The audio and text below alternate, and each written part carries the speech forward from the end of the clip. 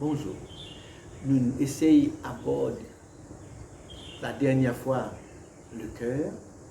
Et maintenant, aujourd'hui, avec eux, moi j'ai envie de faire un petit pas en avant pour regarder quels moyens qui est à notre disposition, les moyens qui sont à notre disposition pour pénétrer dans cette région du cœur, pour pénétrer dans le cœur profond.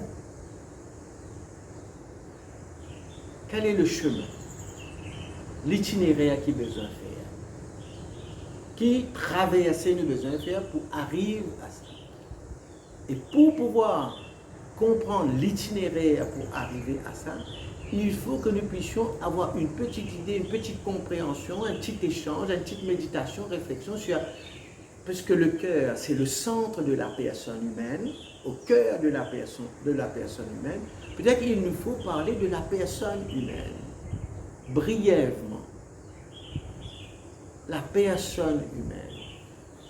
Première chose, c'est que nous pouvons dire comme une personne humaine, Dieu nous a créés et en nous créant,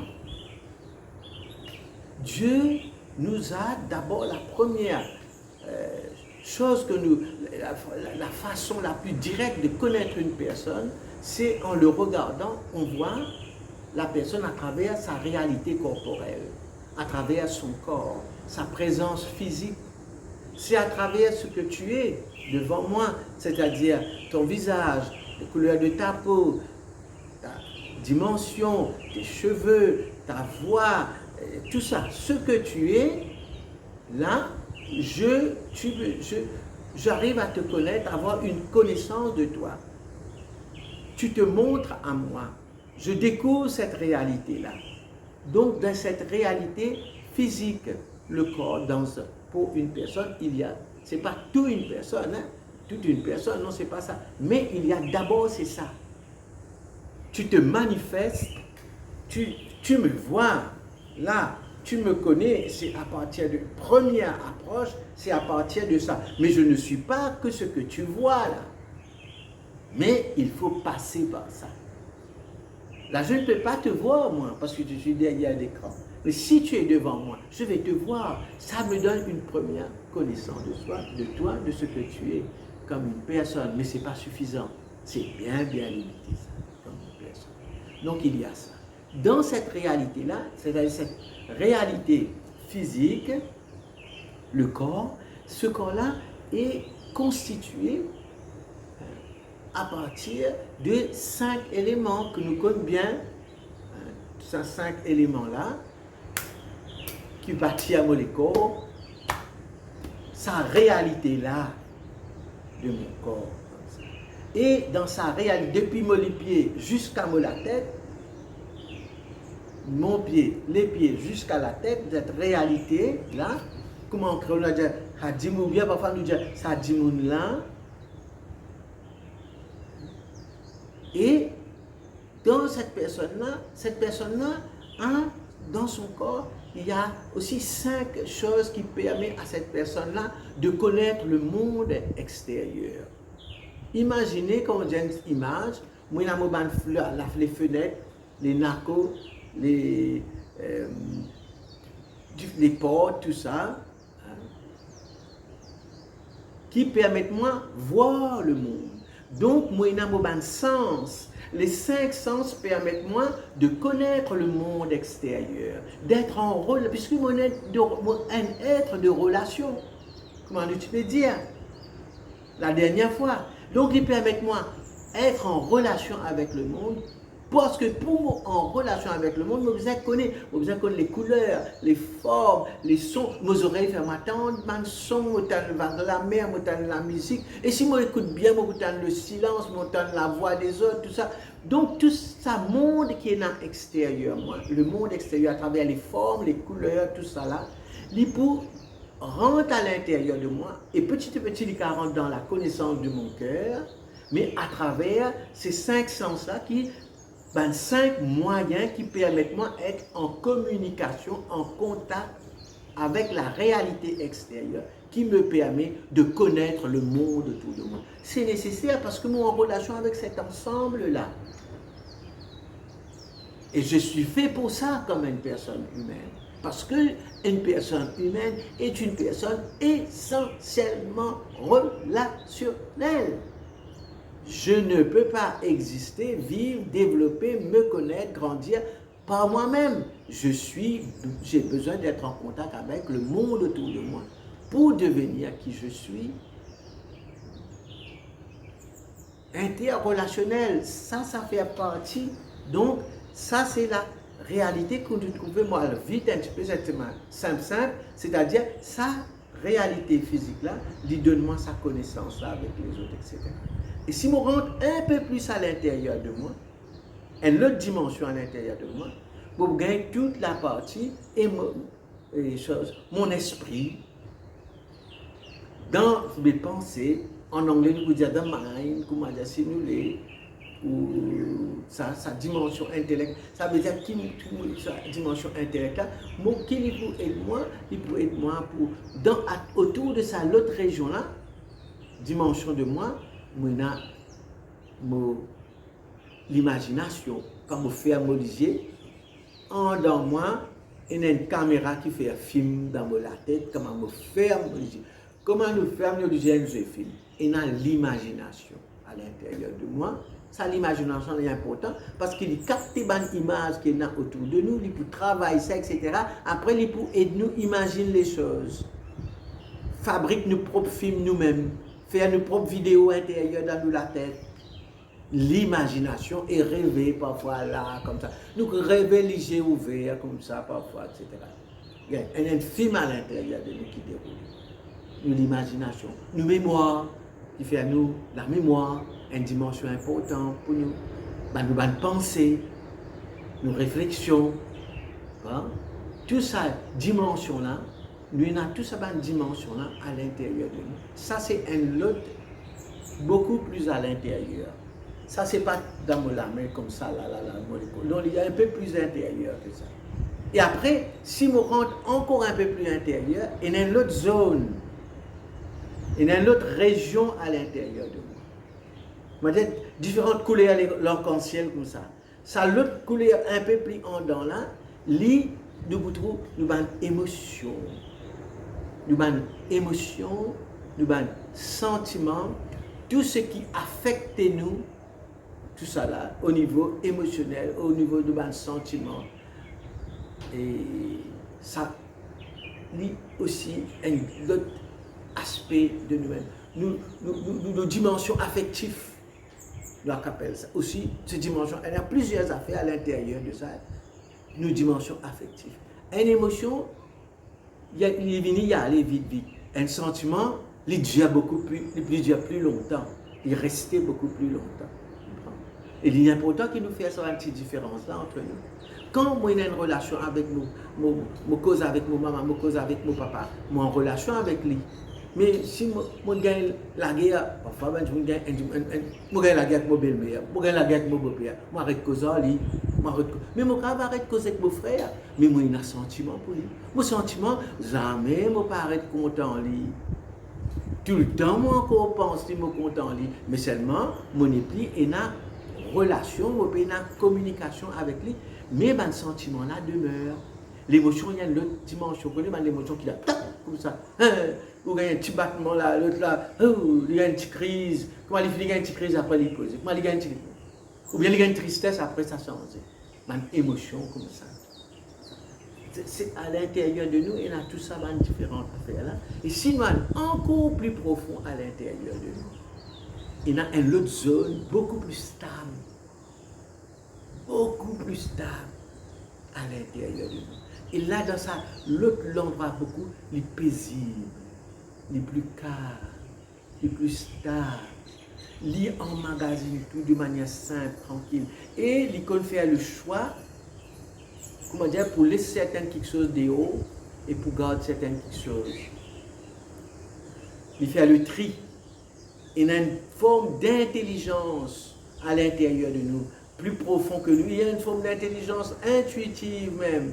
Il y a le désir, il y a aussi tout ça, une question autour du désir, tout ça, tout nous une passion qui nous est là, au niveau des émotions un peu plus là. Après nous avons une passion, il y a tout ça, les connecter, tout ça là connecté, comment dire, du fil connecté comme ça, connecté au fur et à mesure. Plus nous au fond de nous, plus c'est quelque chose vrai, l'or pur à l'intérieur, beaucoup plus profond. Mais ce qui est plus profond là, il est connecté avec tout ça. Il amène ça, il organise ça, il amène ça, il tenir ça ensemble. Le cœur va tenir tout ensemble. C'est le lieu de l'unité de la personne. C'est là que tout joint, là que tout résidait. Sans tout, sans racine là. Là-bas, il y a comme ça. Après, il descend en bas, il travaille, et puis il y a un racine à l'intérieur du cœur, profondément à l'intérieur. Et dans le cœur là, il y a une certaine stabilité. Le cœur profond reste parfois, comment dire, intact. Il reste tout le temps peut-être. On peut essayer de trouver un mot pour dire ça, pour dire ça, stable, intact. Il n'est pas affecté par tout ce qui est arrivé. Non. Ah, parce que là, dans ce cœur-là, comme si c'est là où s'est inscrit l'image de Dieu en nous, quand Dieu nous a créés. Non seulement l'image de Dieu, mais en une façon inscrite en nous. Dieu lui-même est présent dans cette image de Dieu qui est en nous, au fond de nous. Et ça, c'est très important pour nous. Et nous sentons-nous beaucoup plus libres quand nous allons là-dedans. Quand nous vivons là-dedans, nous libres. Nous sommes capables avec nous-mêmes. Là, nous n'avons pas besoin de penser, mon maman, tu dis à moi faire comme ça, mon papa, tu dis à moi faire mon garçon, mon maman, tu dis à moi faire ça, pas manger comme ça, pas boire comme ça, pas habiller. Là-dedans, nous gagnons une liberté terrible, nous gagnons une tranquillité parce que moi-même, parce que c'est façon que Dieu crée moi, une de moi, qui évolue à l'intérieur de moi, profondément. Le don de la grâce, ce cœur-là est important. Qui chemin, comment nous pouvons habituer-nous, rentrer dedans. Nous ne sommes pas capables d'aller trop loin, nous ne sommes pas capables de faire un petit exercice, petit chose comme ça, pour faire comprendre ça, etc. Mais une des façons qui peut permettre nous rentrer à l'intérieur, ce chemin-là, pour descendre ça, le chemin principal, c'est l'intériorité. Nous avons besoin de pratiquer l'intériorité. Ça veut dire, petit à petit, dans ce qui se passe dans notre vie, nous faire quelque chose de très simple. Quand un oiseau sentait, écoute, sans oiseau là, ça tisse sans oiseau là, le chant des oiseaux peut aider à laisser ce qu'il y a à l'extérieur et descendre à l'intérieur de nous. Vous pouvez trouver une jolie fleur, une jolie rose, un joli hibiscus, il y en a beaucoup d'hibiscus aussi. Je regarde, je passe, je ne vais pas aller comme ça. Je pose mon regard sur l'hibiscus. Je contemple toutes ces petites différentes nuances de couleurs là. Tout ce qui est à l'intérieur, tout ces petits points, tout ça. Ça hibiscus là, il peut réveiller quelque chose. Il fait moi arrêter dans sa monde tumultueuse qui est là, de différents tumultes émotionnels, tumultes visuels, tout ça là, il fait moi me poser. Et là, il aide-moi pour descendre de différentes façons. Moi, écoute la musique, la belle musique. Pas ça la musique qui fait tapas, comment dire, il fait moi exciter là. Pas ça la musique qui peut mettre moi, comment dire, non, peut-moi en transe, non. Et la musique, les mots écoutent la musique là aussi, ça va. L'harmonie qui est là dans la musique là, petit à petit, il peut faire moi descendre dans mon cœur. Le silence, je prends le temps du silence, je écouter ce qui est là autour de moi.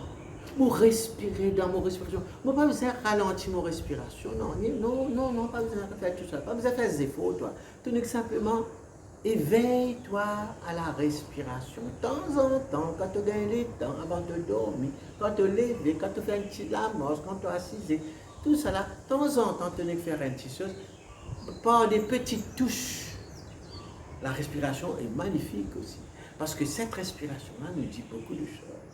Parce que cette respiration-là, au fait, descend dans le cœur profond. C'est la vie qui traverse tout mon être, tout mon corps, toutes les zones de mon corps pour arriver dans le cœur profond. Parce que le cœur, avec la respiration, marche ensemble. Donc, l'intériorité, pour apprendre, faire une petite chose pour moi, aller dans la région petit à petit du cœur, pour gagner ça une petite habitude. Il vient à faire petit à petit naturel dans moi. Il est là, petit à petit, ça pour développer. Il n'y a pas des affaires qui viennent vite, il n'y a pas des affaires qui vont lire ça, il n'y a pas des affaires intellectuelles. Non. C'est simplement une petite manière de vivre, de faire, de marcher, de manger, de nous habiller, de prendre une douche, de nous asseoir, etc., de regarder les autres, d'écouter les autres, de nous... qui nous met en contact, nous conduit à ce lieu, nous habitue, nous familiarise avec cet être profond pour pouvoir petit à petit après descendre dans ce cas-là. Marc dit ceci, tu dois descendre dans ton cœur. Le Père Lieberman dit ça aussi, si tu descends dans ton cœur, l'Esprit Saint habite là. Au sommet de la montagne intérieure, de la montagne sainte qui se trouve à l'intérieur de toi. Il y a une montagne sainte qui se trouve à l'intérieur de toi. Là, tu es sûr de trouver l'Esprit Saint. C'est le seul lieu, parce que c'est le lieu propice, où tu es présent, parce que là où tu es présent, Dieu est présent. Dieu est présent dans ta présence. Dieu, ah là, c'est normal, parce qu'il y a une espèce de connivence entre notre cœur profond et Dieu. Dieu qui a façonné ce cœur-là, qui nous l'a donné, c'est un don de Dieu, c'est un trésor de Dieu. Donc tu peux demander à ton cœur, à Dieu de te donner. C'est pour ça, donne-moi un cœur de chair.